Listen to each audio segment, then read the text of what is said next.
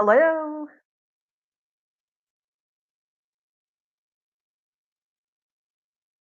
Hey, good evening. I don't know if everybody can see me or not. My screen is a little different here right now. So chime in if you can see me. Somebody hit me up if you can see me and hear me.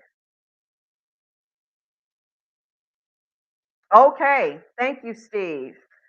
Thank you so much. Hey, great Monday, everybody. Welcome, welcome, welcome. I am, of course, your host, Audrey Bella Langston, and welcome back to Bella's Hope for Healing. I am so glad to see you guys. We have been through our Thanksgiving, and how about the fact that we are quickly heading into Christmas? Wow, it's just amazing. The time is really moving. And I am just glad that you guys are back. Please, don't forget a little of the norms for my channel here on Facebook. Hit that, smash that like button, as we say. Share this show because it can help the lives of so many people. Also, we're on YouTube Live. You can either put in the name of my show or you can go under Urban Health Outreach Media. Happy birthday to anyone whose birthday is not only today, but all you December babies. I have a December baby. My oldest son, it was born New Year's Eve. So he has a birthday coming up this month. Give me a shout. Hello, I see you in the chat boxes. And I am really glad that you're here. Wow, there I go. My screen was totally oblivious to me. So there we are. Now I know I'm live. Yeah, so we want you to share this because, of course, we want to share the importance of getting the word about kidney disease out here, prevention, organ donation, as well, of course, as those who are in need of an organ to be able to receive one. And I know in my heart that these type of shows, they definitely help. Please don't forget to drop your comments in the box. Ask questions. I've got a great guest for you tonight. So don't be shy. Come on, let us hear you. Tell us what you think. Give us your opinion. It's all open. We're all open for it. So I want to talk to you guys a minute about just something that was really resonated in my spirit about acts of kindness and just about how we have to really, after we receive, and even when we're waiting on an organ, the way we need to really be, in that our new gift of life needs to match our hearts. And so there is something that I came across that was read Sunday um, by a minister that I know. And I just wanted to share it with you because it was really deep. And he was talking about kindness. And it says, I gave a little party this afternoon, and it was just for three. It was very small, three guests in all, I, myself, and me. Myself ate all the sandwiches while I drank all the tea. And it was I who ate the pie. Now pass the cake to me. Okay? What is that saying to us? It is all about me. And that, family, is what's happening, in my opinion, right now, and to many others. We are definitely living in a time when it's all about me, and it's not.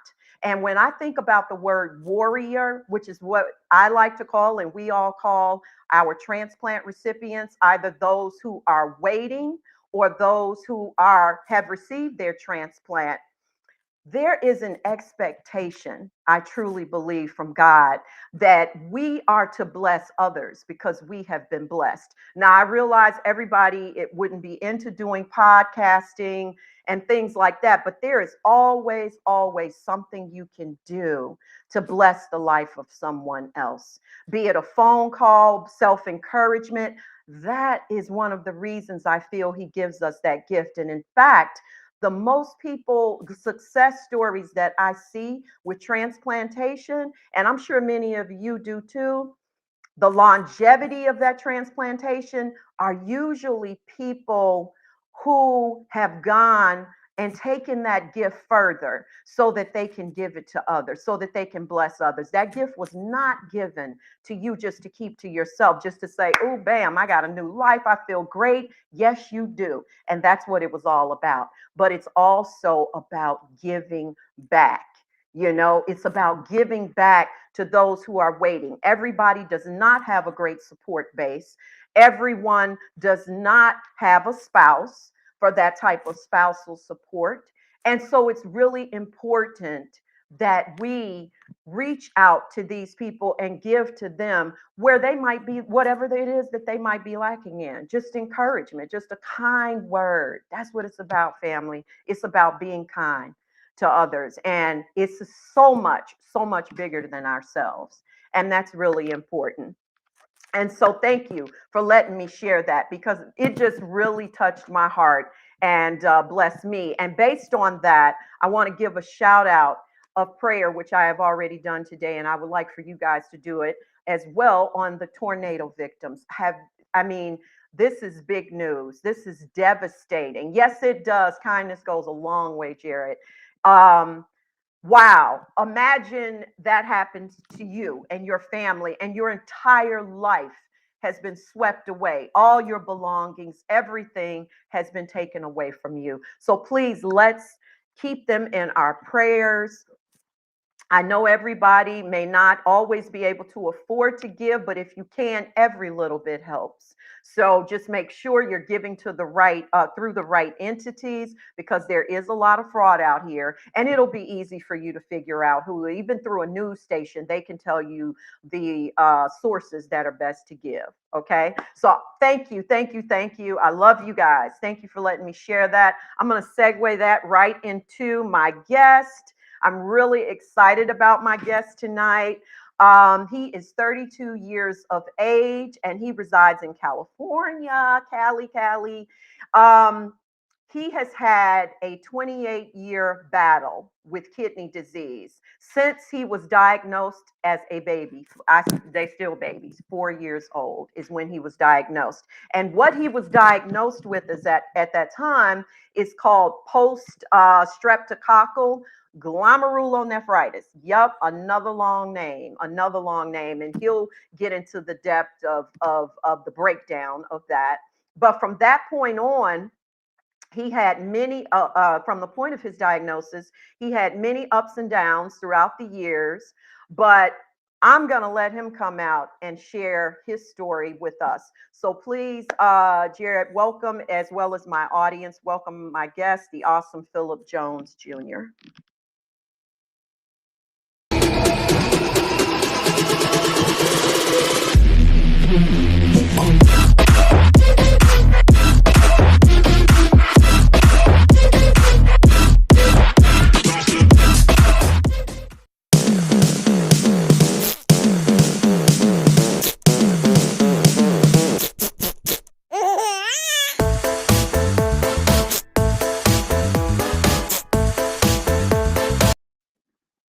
Philip, hello, my friend.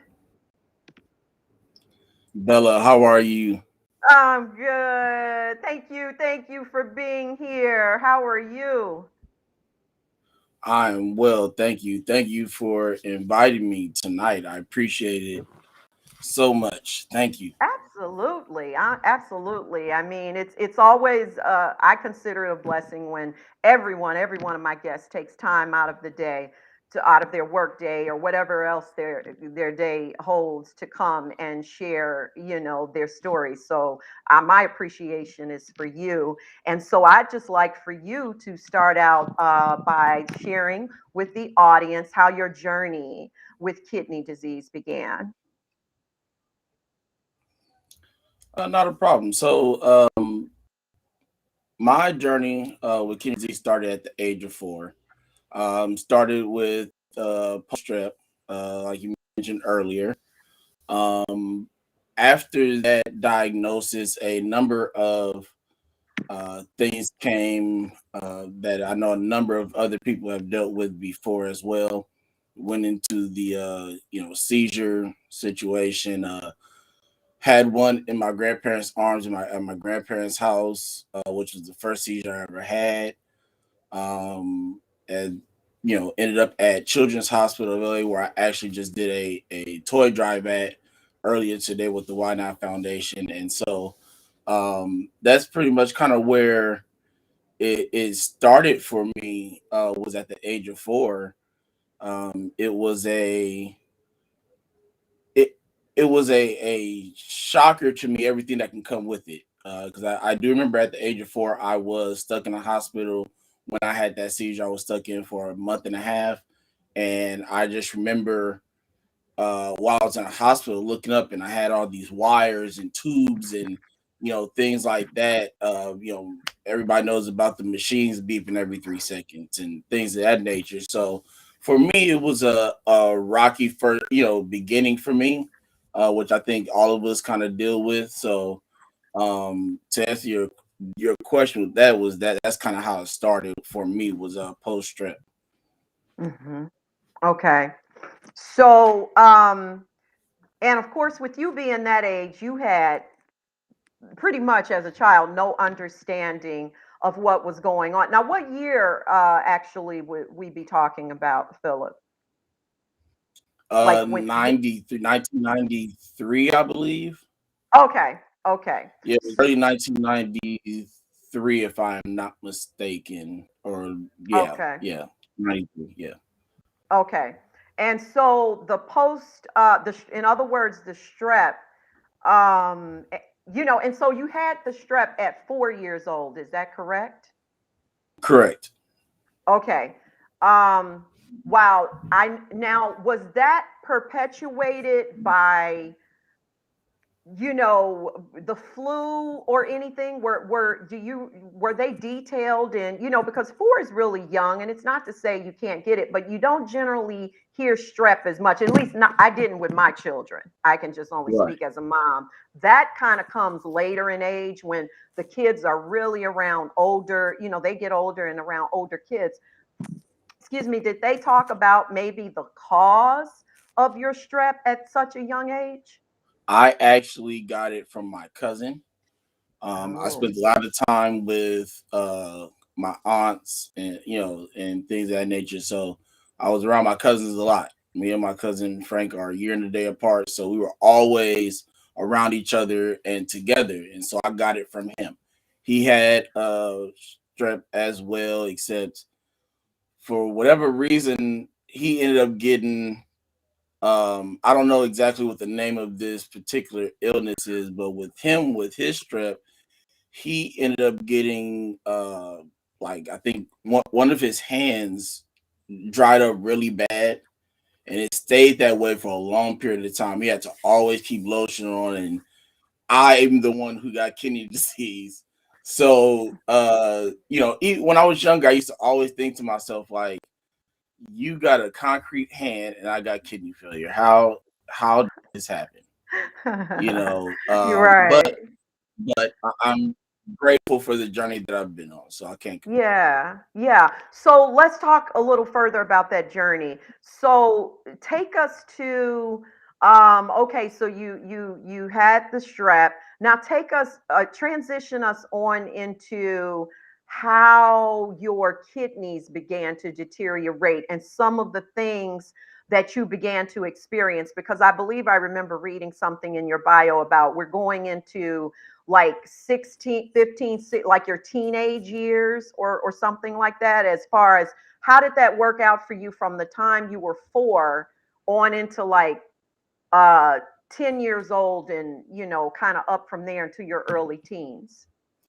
Well, the kidney failure part happened pretty much immediately. The lowering of my kidney function, I should say, happened immediately. So at the age of 4, dropped to 30% kidney function, and so from that point on, I when I got out the hospital, everything kind of went stable for me. I was at 30%, right? Stayed at 30% from the age of 4 to the age of 16. When I Okay. turned 16 was when I remember going for an appointment with my nephrologist, pediatric nephrologist, and he goes, "Your kidney function levels are starting to decrease and a lot, very rapidly right now. So now is the time that we've been talking about for years, you know, talking transplant, we're going to put you on dialysis." So that whole conversation started right then, like that day, that appointment. There was no waiting, no phone calls, none of that. It was, hey, we're moving you to a different hospital. You're going on dialysis. We're gonna start, getting you ready for the list. And that's where it started. At was 16 for me. I remember it was August. August 2006 is when I went on dialysis. Mhm. So the talk really happened maybe a month or two before then. So probably June, July 2006 was when my doctor was like, it's time to make that transition. And so again, like I said, August 2006, I went on peritoneal dialysis. I had my surgery and went through, the trainings and all that stuff like that before you can start your PD. And so I did start off with the cycler. The only time I used manual was during my training time. So went into peritoneal dialysis at 16. That same year was actually my senior year of high school. And it was there because all I could think about was my last year of high school, and the football player when I was in high school. So that's all that I thought about, right? I was like, Mhm. I'm trying to level everything between Mhm. football and dialysis, and I'm Yeah, and everything. and I'm glad you brought that up. I'm sorry, I didn't mean No, to go cut ahead. you off, because I surely was about to ask you a question. That kind of like segues that what you said rather kind of segues into this next question. Um, you know, when we're kids, we just want to be a kid. We just want to, enjoy our life to the fullest. We want to enjoy our friendships. So, and this is kind of a loaded question, and if you need me to ask it again, I will. What I was going to ask is, how did that at that time affect you mentally? Because that's a lot to take in at that age. It was a lot to take in, and I was 31 years old when yeah, 31 years old when I got diagnosed, and it was a lot for me to take in. I can only imagine how I would have felt at your age, and I had a very active, teenage life.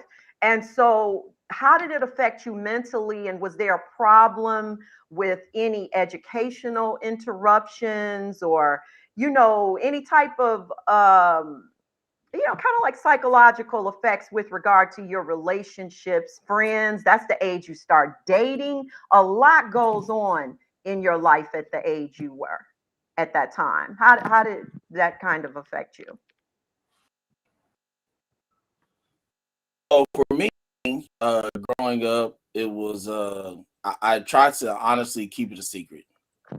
You know, Mm, I did not want to be treated like Philip, the kidney disease patient, everywhere I went. I wanted to be mhm, treated like Philip, you know, the person who had their name before they had a sickness. You know, I wanted to be who I was around people. So all the way through school, going back, you know, elementary, middle school, high school, I did not tell anybody. mm, The only people who knew were my coaches, my some teachers, not all of them, some teachers, and some teammates, some of them. And that was only because they were on my roll in the locker room, and mhm, so I had to, you know, wrap my uh, peritoneal dialysis catheter with the, you know, ace bandage and stuff like that, you know, so I won't, you know, mess it up while I'm playing. So, um, but I kept that a secret. Nobody knew. Even even after I had my ended up going to have my transplant that same year, um, I went to graduation that year.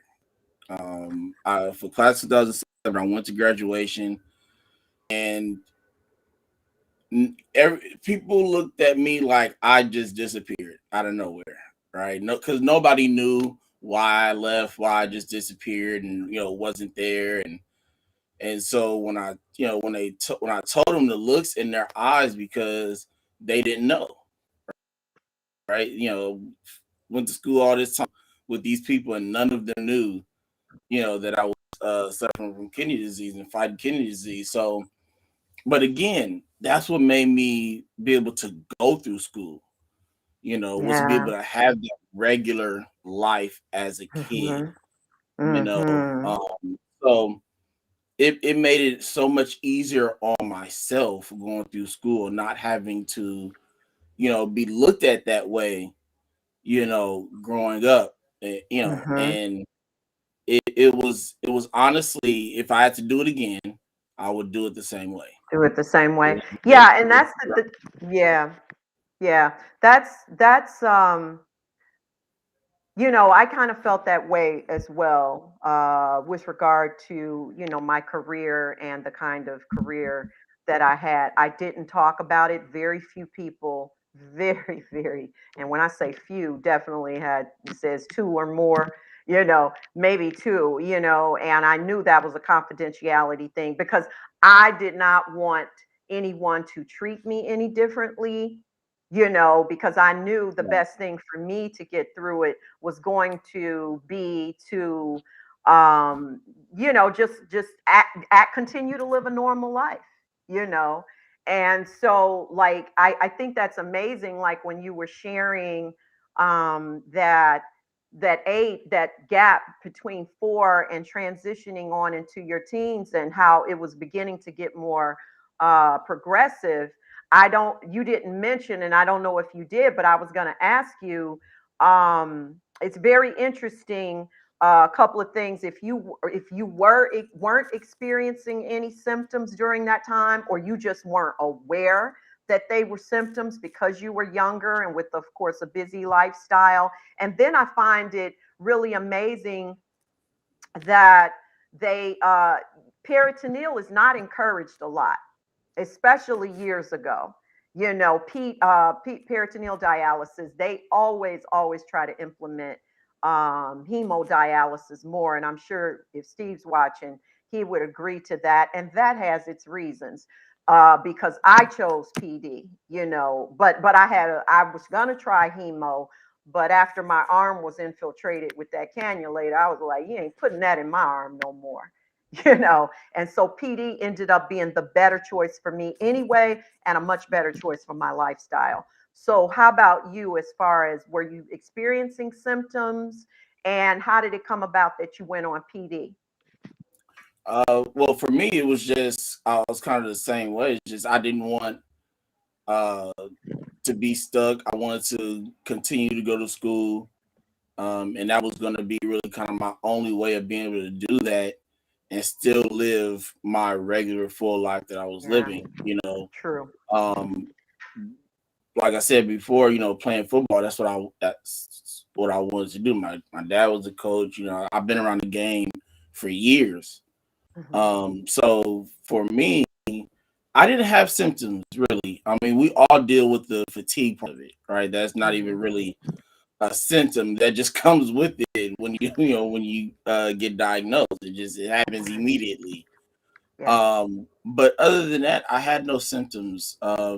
It actually seemed like peritoneal dialysis gave me more energy to be able to continue to play football even while I was on PD and things of that nature.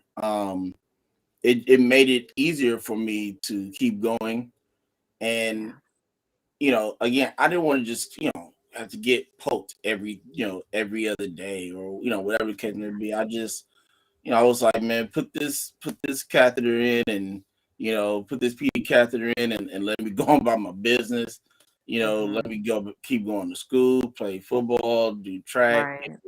and live my life. And I knew that I would not be able to do that the way that I wanted to, the way I was going to be able to keep pushing and keep fighting the way I needed to, by doing anything else other than peritoneal dialysis. And my doctors were, thumbs up for it immediately. I didn't even Hmm. waste time. They gave me my options.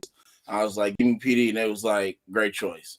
And we Hmm. Hmm. got moving with everything. And so for me, it was the best choice for me at that time for sure. Yeah, yeah, I agree. I agree. And not keeping in mind initially that, yeah, you were younger, you were a student, and so of course you wanted to keep going to school, which was also a blessing because sometimes kids who are dealing with that are a lot sicker and they end up having to transition to homeschooling. You know what I mean? Because a lot of them end up being too sick to even go to school, let alone play sports. So that was really a blessing too, that you were still totally functioning despite, what was going on and the percentage loss of your kidney. So that was really, really great. So tell us about uh how coming up to transplantation and take us into from there about your rejection and how that came about. And I remember reading something very interesting also in your bio that if I'm not mistaken was predicated on your use of Motrin. And the first thing I was thinking is, oh my God, why was he taking Motrin? That, in the beginning, and I'm sure they did it with you, they hammer certain things into you that you can't do. They'll say, well, you can go back to everything normal, what you were eating, your activities. Of course, when you fill up to it, strengthened enough. But they were very adamant about saying, stay away from NSAIDs, which is for those that don't know, and I'm sure anybody regarding transplantation and kidney issue knows that's things like Motrin, Aleve, all those things you love more because they eliminate pain better because what they do is the reduction of inflammation. But they tell us it's not safe and it will mess with it could destroy a kidney. So tell us about that. I'm glad you brought that up because actually that was the one thing that they did not hammer into my Wow. head was to not take Motrin, take Tylenol. So, um, February 2007, I received my transplant, my gift to life, UCLA Medical Center. I was 17 years old, and it was a surreal situation for me. I remember how that call went like it was yesterday. I remember I was laying in my room, and I remember I got a knock on the door. Hey, UCLA on the phone, and I jumped up. I don't jump up for Mhm. anything at that time. Like, unless I'm going to go eat or to the bathroom, I'm not jumping up for anything at all. Especially when it comes to have to do dishes or chores or something, right? So, um, I remember I hopped up, grabbed the phone. Hello, Is this Mr. Jones? Yes, it is. Mr. Jones, well, we have I want to call you, let you know that we have a kidney here at UCLA for you. You need to get here. And I remember the first thing I said was, do I have to get there now? And she's like, yeah, pretty quick, as soon as possible, And I said, oh, okay. And I tell you, the reason why I asked that question is because if anybody in my family knows my dad and knows how he drives, if I would have said anything other than we have time, he would have probably ran 35 lights and caused 10 crashes on the way to UCLA from the house. So I had to make sure that I would make it, right? So Alive, right? there, an interesting thing happens while I was there. When I got to admission, there's a young guy that walked in right behind me. And I remember as we were filling out paperwork, I heard his dad saying that he was a kidney transplant. Come to find out that this young man was the other recipient of the kidney from the same person that I was getting one from myself. So Wow. I got one and he was the other. Wow. At this time, like I said, I was 17 years old. This was literally the first person that I met that had kidney disease. I've never met 13 years, of dealing with this, and I had never talked to anybody or met anyone that had the same disease that I had. Never. Wow. That was the beginning of being people that are dealing with either kidney disease or liver disease or heart failure, all these other organ failures and things of that nature, and needing transplants or got one. So to fast forward, had my transplant. Recovery went well, because I was very active. So recovery kind of went like this for me with no problems. And so after that recovery, I went back to school. I made the decision. I said, you know what? I'm not going to adult school. I'm going to, go back and finish high school. I had the option because I was still under that. So the age is 19 where they say you have to get off campus, you have to go to adult school. So I was still under that age, when I got back into school. So I finished when I graduated, I was 18 still. I was 17 when I started back that year. So graduated that same summer. I went to the transplant games. It was in Pittsburgh, Mm. Pennsylvania that year. And at that time, I tore my meniscus right knee playing basketball. And in a ball tournament, I tore my meniscus. I did not know that's what the problem was. So all I knew was I had a hurt knee. Went through the rest of the week with the same hurt knee, ran on it the next day after basketball and everything. And on my way back, I'm sitting in the airport and I'm like, I can't sit on this 4-hour flight with my knee like this. Anybody who's ever been on a Southwest flight before, it's not the roomiest flights to be on. So, I'm looking at places at the time. There was no Tylenol in these places. And I'm like, what is going on? Tylenol was just my preference, period, So I'm looking for that. And then I said, I'm not going to leave. This is my second time ever in an airport on my own for me. The first time was going to Pittsburgh. So I didn't want to just leave my area. Everybody around me was heart transplant or liver transplant patients. Yeah. So the only thing around me was Motrin. So I was just like, you know what? Like, I really don't want to take Motrin because it's just not what I like to take. But I need something while I'm on this flight. So took it before I got on the flight. And, it did help. I took it once either like right when I got off the plane or something like that, sometime around then, and a couple weeks, 2 or 3 weeks later, I had an appointment, and I found out that I was dealing with acute rejection. Now, the acute rejection for me, uh, kind of go ahead. Yeah, I'm sorry. That's really interesting. I was getting ready to ask you two questions. How many milligrams had you taken?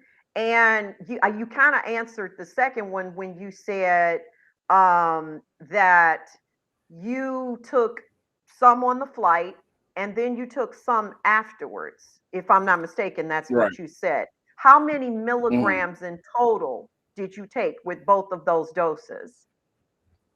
I think the first time I took some, I had two pills the first time, and I took one the second time because I didn't need as much as I did the first time because I was still kind of having the relief from the first time. It just I could tell it was wearing off. You get that small amount of pain that's building up to the overall amount of it. So I Hmm. was getting that, and I said, well, let me take care of this now before I get back into full fledged pain. So I But took were these I took one. 500? I'm sorry, were these five?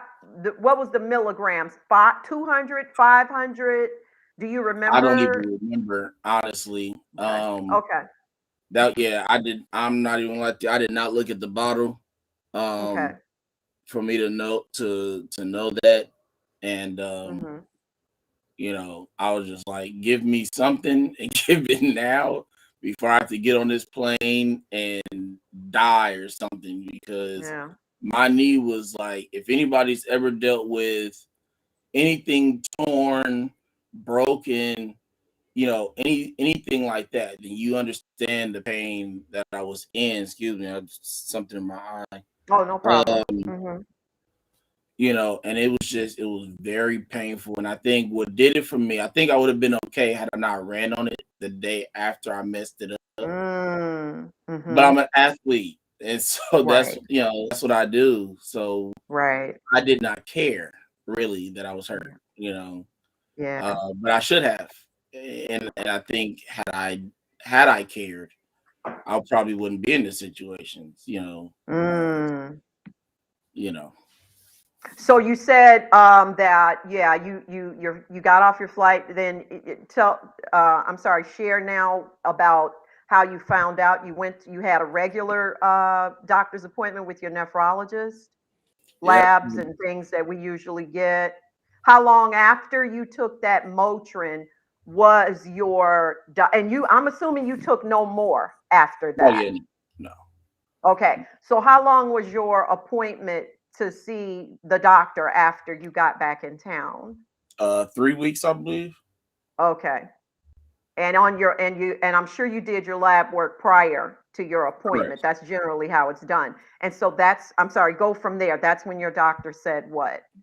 That I was in acute rejection, and he needed me to go to emergency room to be admitted, Wow. to give me steroids and stuff, IVIG, and to try to make that to try to save it, and save what was there and left, and try to put everything kind of back to where it was, and it halfway worked. I mean, we did this a number of times before it was just, kind of a lost cause, once we get kind of later down, into time.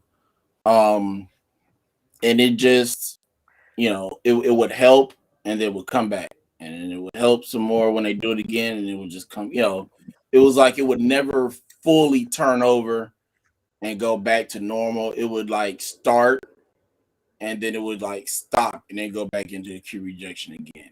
And every time I did the IV, I just did the same thing.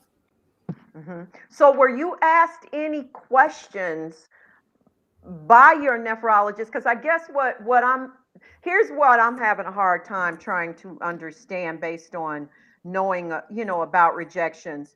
the interesting thing, I just made the assumption that I assumed you had probably been taking NSAIDs for months because of your pain.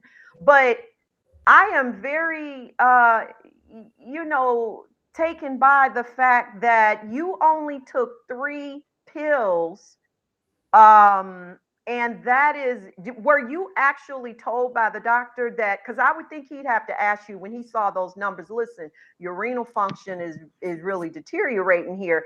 Have you been doing anything? Kind of tell me, have you been taking anything else? You know what I mean? How do we know that the Motrin caused your rejection? Their first assumption, as probably any other nephrologist assumption, would be I was not taking my medication.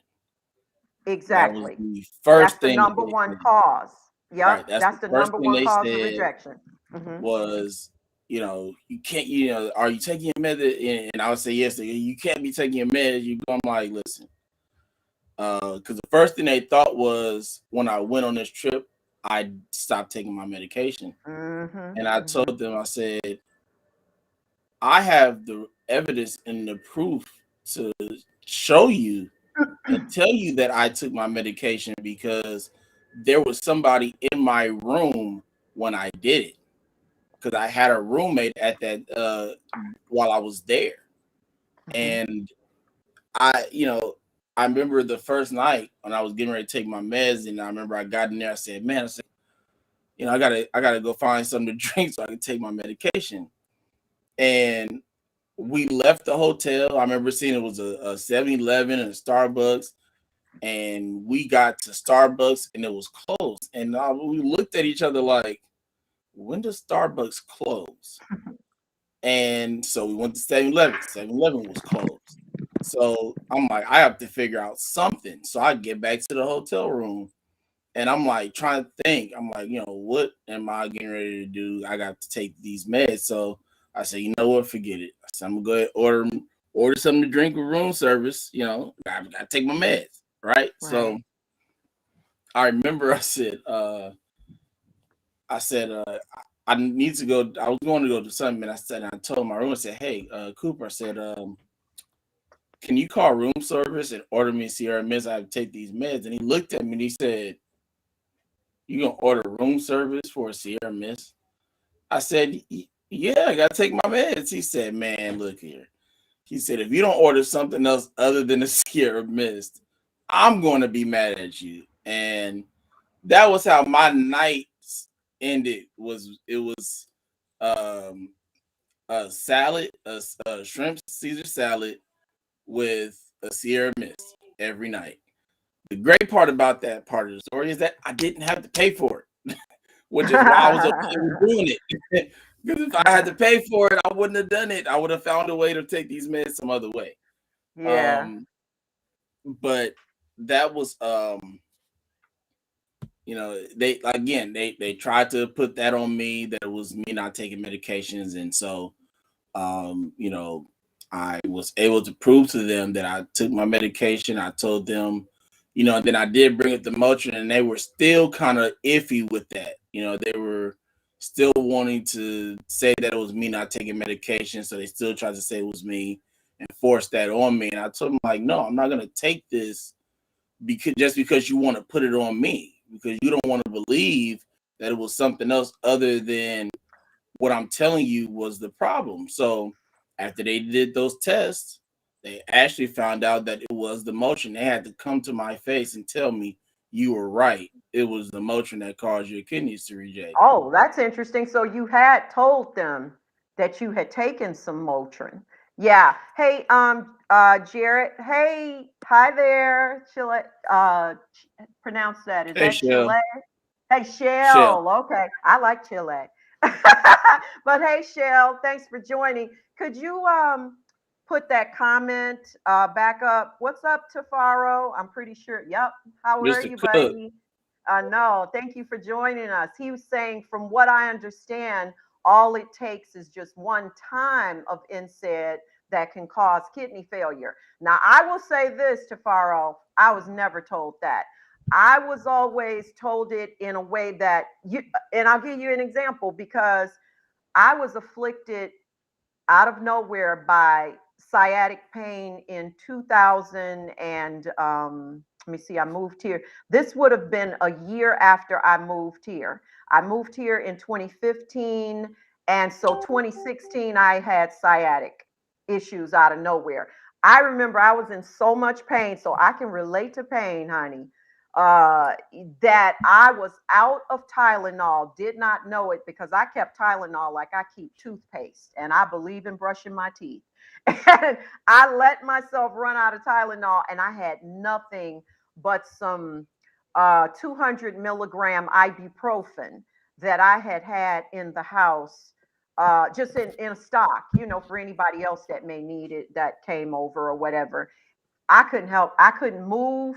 I took two. So that was 400 milligrams. And I think maybe 2 days later, I took two more. Now, thank God it never did anything to me. I did tell my nephrologist, he said, okay, well, we're going to get you some Tylenol. Don't take any more. But I said, because I'm kind of worried. Should I be worried? And he said, no, no, no, no, no. When my renal function was checked, it was fine. So I don't know. It could just vary from person to person. However, I was never led to believe that if you do it once, it's over. So that's just really interesting. Right. And I guess they verified it, as you're saying, through your blood work, that it was ended up being, in fact, the Motrin that did it. Correct. They did a number of tests. However, they run these tests and found out that it was the Motrin that was the cause of my kidney to reject. Wow. Wow. So at that point, you had to be put back on dialysis. How did that work? You know, when after that, how did you come to did you have to go back on dialysis at that point? I did, but not till after my doctor just said that my kidney basically was done. There was Mm, no reason for me to keep doing the IVIG and everything else that they were trying to do for me to save it. It was a done deal. But that didn't happen until 2010. mhm. So 2010, August of 2010, is kind of where the nightmare starts for me. Mhm. But I And did go so on. I went mhm. on hemodialysis Mhm. at that time. I Mhm. did want to do PD, but because of and what I've learned by going through this is all doctors are different. They Yeah, all have different sure. opinions, they think different ways, and they take the information that Definitely. they get and process it and go forward with it differently. So my doctor told me that I didn't have the time to wait to go on PD. Mm.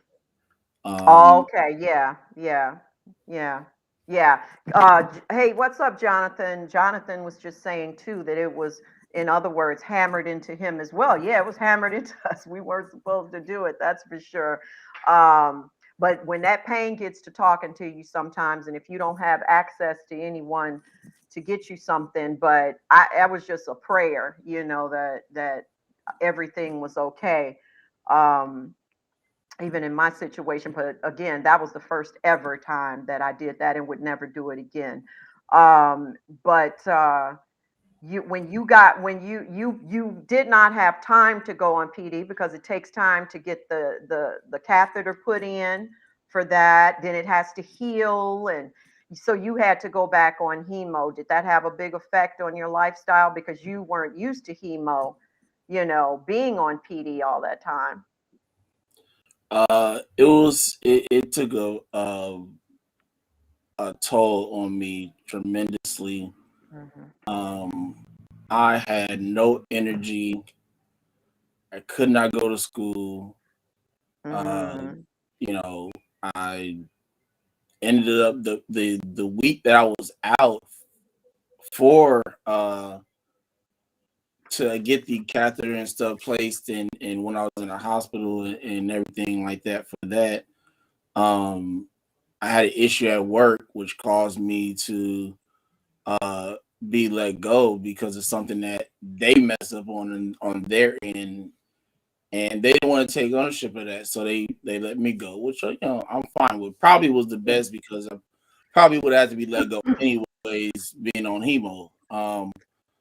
So it was again no energy. I couldn't do anything. It was a lot with my body trying to adjust to that. And because of the restarting basically of kidney failure for me, I went into another seizure. The month Mm. after that, which left me in a hospital for about 2 weeks. Uh, and then right after that, right in that same time frame, October of that same year, 2010, caused by the heparin that we get to stop us from clotting, which is a blood thinner, uh, caused me to have a brain bleed, and I had to have emergency brain surgery in October of 2010. So, Wow. um, even though chemo was supposed to be saving my life, it made my life hell at the same time. So, but again, we all have to go through something. So, not Mm-hmm. too much complaining here. Yeah, yeah. Which is the way it should be, because I do always say that what got me through, as and not just me, I'm sure others, what I think is the greatest asset when you are dealing with chronic illness that gets you through it and gets you to where you need to be is your state of mind, because the mind is so powerful, and it literally controls the body too. Where the mind goes, the body will follow, which is why it's so important to try to keep, for people to keep their health, keep healthy, to keep their spirits uplifted, and I knew that's why I wasn't going to be able to do hemo, because I always felt, I watched my grandmother unfortunately go through it, and it was just so depressing to see all those people in the chairs looking like they were, many were barely clinging to life, and even it broke my heart to see her on it in her 70s. And so when I was diagnosed, I just knew that's not what I wanted. And you get your little dialysis buddies, who you sit next to. And I watched her take a hit a few times when she would go back for her day, and that person wasn't there, and she'd ask where were they, and they had died. You know Hmm. what I mean? So I said, I can't with that. I'm gonna do PD. So, but like you said, I agree. That is really critical for your state of mind. We had a few comments. Jared, could you throw them up there, please? I don't want to neglect anyone's. Okay, go check a second chance on YouTube. Yes, amen. We're going to talk about that in a minute. Um, oh, and Jared, yeah, he said people have to remember that chronic fatigue is a huge detriment. Yes, and also newsflash regarding that. Even post-transplant people, such as myself, and being that far out, I still get fatigue. I call it my time. My friends know all about it. When I say I have to just unplug and recharge, I have to unplug from the things that I do so I can recharge. It's just something that comes upon you that sends you in just this, you don't want to really do anything. You're tired. My doctor and I had conversations about this in the beginning, and the one that I have when we moved here in Florida. It's just something that recipients go through. It's just a process that our body goes through. And a lot of it is because of the medications, And the further out you get post transplant, you have to have a few expectations. You still go through a few little things. But as you continue to say, I can't complain. You know what I mean? It's not worth it. We're alive and we know it, and life is still good. It's life without dialysis. So tell me about, not just me, tell us about why not, and how you came about being a founder for your podcast, A Second Chance, and just kind of like some of your acknowledgments and, accomplishments and future goals even. And I know y'all got part of that party on here to Faro. So I know he's a part of it. Yeah. So share with us about that. Yeah, all those people that commented are part of my family and Mm-hmm. support. So to start with the Why Not Foundation, I came in touch with Edward Drake, who is the CEO and founder of the Why Not Foundation. We met in Utah, Salt Lake City, Utah, at the 2018 transplant games, and like I said earlier, I was a pediatric, transplant patient. I was a pediatric patient waiting on a transplant. So, um, and after talking to Eddie, that in that time, and immediately before I even left him, I was like, this is something that I need to be a part of, because for a long time I wanted to be a part of some kind of organization, and at that time, before I even knew about Why Not, of course, National Kidney Foundation, AAKP, and things that, those other organizations that are doing that are doing Mm-hmm. great works as well. And, they really never gave me that chance and opportunity. They weren't really so big on volunteers and things like that. I guess at that time, I don't know what the issue was or whatever. Um, and again, I met Edward, and he told me, say, when we get settled in and stuff like that, when we come back from Utah, he's like, call me, we'll talk, do a Zoom call, and the rest is history from there. Mm-hmm. He gave me his vision of what he wanted to do in this area, and always wanted to kind of come this way, but he really didn't have anybody to handle all this stuff out here. So I saw that as an opportunity and a blessing for myself to be able to bring something like the Why Not to California and to the West Coast. So I took that opportunity and took him up on his offer to be the representative of Southern California for the Why Not Foundation. Since I've joined the foundation, we've done this. Today was our second toy drive. We did one last year as well at Cedar Sinai Medical Center, and UCLA. Then um, last year in August, we did UCLA for our toy drive, back to school. I'm sorry, our back to school school supply drive, and then we've added some components as well. This year we started doing we brought back doing conferences. We call them symposiums, and we've done two of them so far this year. And then we're adding something for organ donation as well. And so um, we're bringing what he started kind of on the East Coast, and he's taking it around the country. It's not like he's just staying that way. He's done multiple things in multiple areas, and so again, I saw opportunity to be able to give back.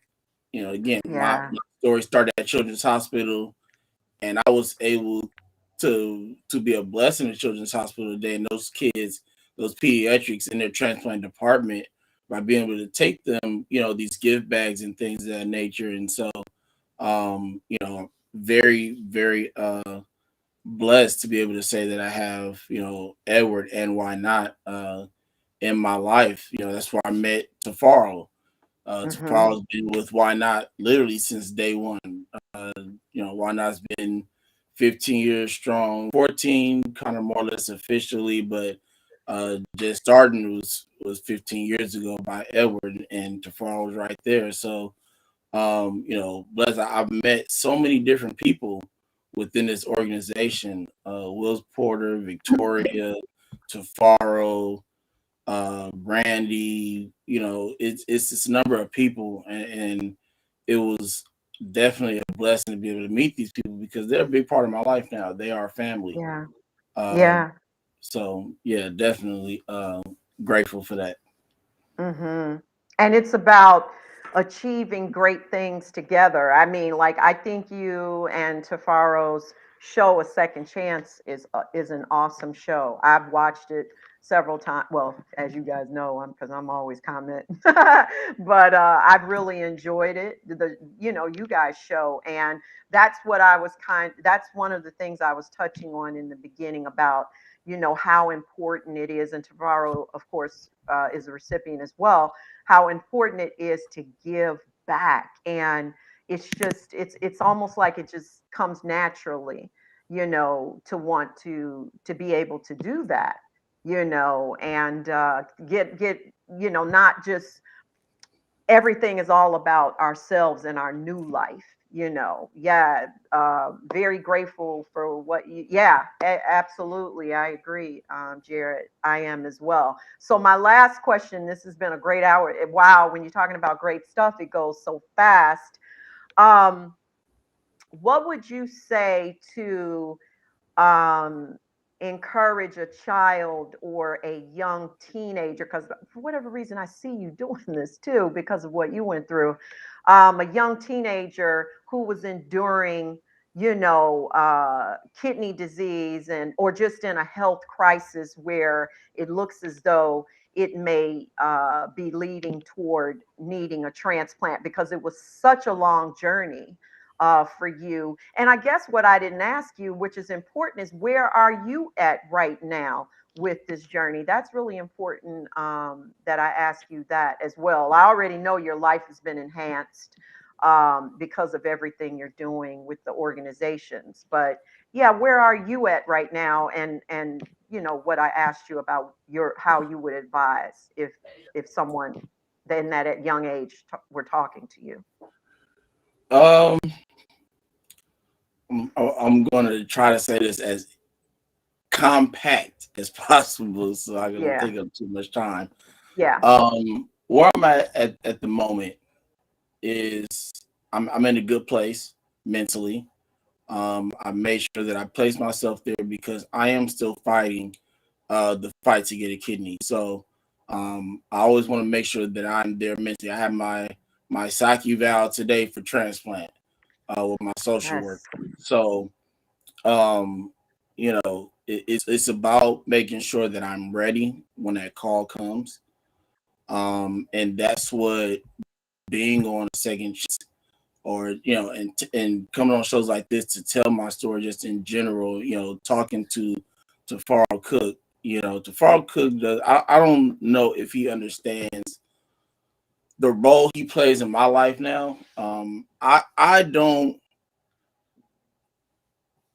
I'm not technically what he considers as somewhat like a patient for him with kidney care coaches, but he treats me that way, right? He makes Hmm. sure that I'm informed on every level possible to make sure that I'm in a position to receive, that kidney when it's that time. And I want him to know that I'm grateful and thankful that he decided to come on a second chance with me and do this show because he makes the show, what it is. Like, yeah, it might Yeah. have been started by me, but he brings so much to it. And so I'm grateful of that to be in the position that I'm in. Um, to answer your second question, what I would say to somebody that is in the position that I was once in is to hold on to your family. Your Mm. family is going to be your gas to keep you fueled up and going consistently. Wow. Find a support system that you can hug and hold on to at all times because that is going to be your way to get to where you're trying to go in life with fighting this disease. It's not easy to do it by yourself. There's no way for you to do it by yourself. So you find somebody that wants to fight with you and fight for you because it's sometimes we get to that point in this fight and we're just like, I'm tired, I don't want to Hmm. fight anymore, but you need those people that'll be behind you to Yes. push you, fight for you when you get to that point and get you back in it to say, all right, I'm good now.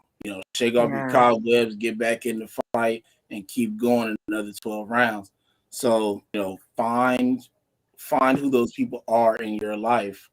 You know, Hmm. my family been behind me since day one. My dad, my mom, I have step parents. They've been there for me.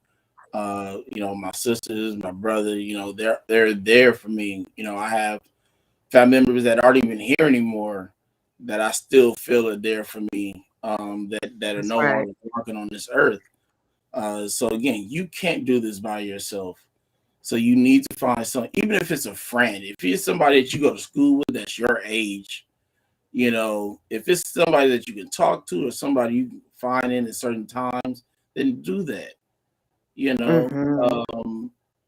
sometimes they may not understand what you're saying, but as long as they're still there with you to even try to understand, says a lot. So Wow. family and support is important. Find someone or a group, stick with them, and keep fighting. Amen. Wow. That's perfect. That's perfect. Phil, what you said. I couldn't agree more. And it was power packed perfectly. This is yet another reason, like you said, definitely all about family, but also about why we're here. What we do, we pick up that slack, these shows for those who, may not have that intense support, or just want another source of support, want to meet new people who have walked the walk and talked the talk, you know. And so I just love your whole demeanor about it, your outlook. And again, as we touched on that earlier, it's all about the power of the mind, the mindset, and how your overall outlook. That's right. Jim said you speak the truth. Yes, Jim, I agree. I agree with everything you said. I think that you and Tafaro, you guys, bounce off each other as far as just your light shines, as a team, which is really great. And I have no doubt, brother, that next kidney is coming. You're doing some amazing things out here, and you're very optimistic about it. We just ain't doing no Motrin no more. Yeah, We nah. not So doing, what never is doing Motrin? What is this Motrin that you speak of? I don't know All what you're right, talking what about. is that? What is that I'm lost. exactly? I know, right? So, yeah. So I choose a scripture to for my guests to leave with, um, because it's what I love to do, and I always kind of pray about that first and ask God to put one on my heart. And this whole show I felt was just gonna be around just the kindness, that is so important today, but so important in what you're doing, what we're all doing with these various, with our various shows, and just the flavor that we each bring to it. And this scripture is just also for all the warriors that are waiting warriors, or those that are already transplant warriors. And it's coming from Galatians chapter 6, verses 9 through 10. And it says, so let's not get tired of doing what is good. At just the right time, we will reap a harvest of blessings if we don't give up. Therefore, whenever we have the opportunity, we should do good to everyone, especially those in the family of faith. And that's us. We are in this family together. We are in this together. And I know you're going to keep the faith. I don't have to tell you that, for another kidney. And I want everybody else on this show that's listening to keep that faith and start to, if you feel like you could do more, with stepping out to your fellow brother or sister, then please do that, because we're all in this circle together, and we all need each other, no matter what. I would definitely say that. And I want to thank you, my brother. Hope to meet you. Yeah, I think that was Jonathan that said hope to meet you in person. Yeah, I mean, we still haven't, because COVID just set everything in a bad way. most of us haven't met in person. I have not met Steve yet. I have not met Jared in person, but yet this we're connected in the spirit, and that's the beauty of it, and I'm just grateful for that. I'm grateful that we can all see each other. Yeah, I want to see everybody. I think it would be amazing for all of us to get together like they do at the transplant games. We can meet up at a transplant game or something in the near future. So I just want to keep you lifted up, brother. I want to thank you for being on my show and everything that you brought to it tonight. And I want to thank you guys all for just allowing me to share what's on my heart when we do the show. Well, thank you very much. And if you will allow me, this is something that's important to me because I feel Mhm. that, if anybody knows me, they know that I'm a person that likes to give recognition. So, everybody that's pretty much commenting here today, I want them to know that I'm appreciative of everything that they've done for myself in my fight. Everybody's kind of I know, personally, except the fact of meeting them in person. So if you believe it or not, me and Tafaro Cook have never met face to face before. Yeah, Um, my brother Jonathan Traylor, Jim yeah. Mayock, he's a big supporter of a second chance, and I appreciate him. Shell Allen, Mm. Jared, his brother Jeff, yourself, and definitely you because you brought so much life to our show. And I told Tafar, I'm like, man, we just need to go ahead and bring her on here because it's like, what's the point of having all these words and no face to it?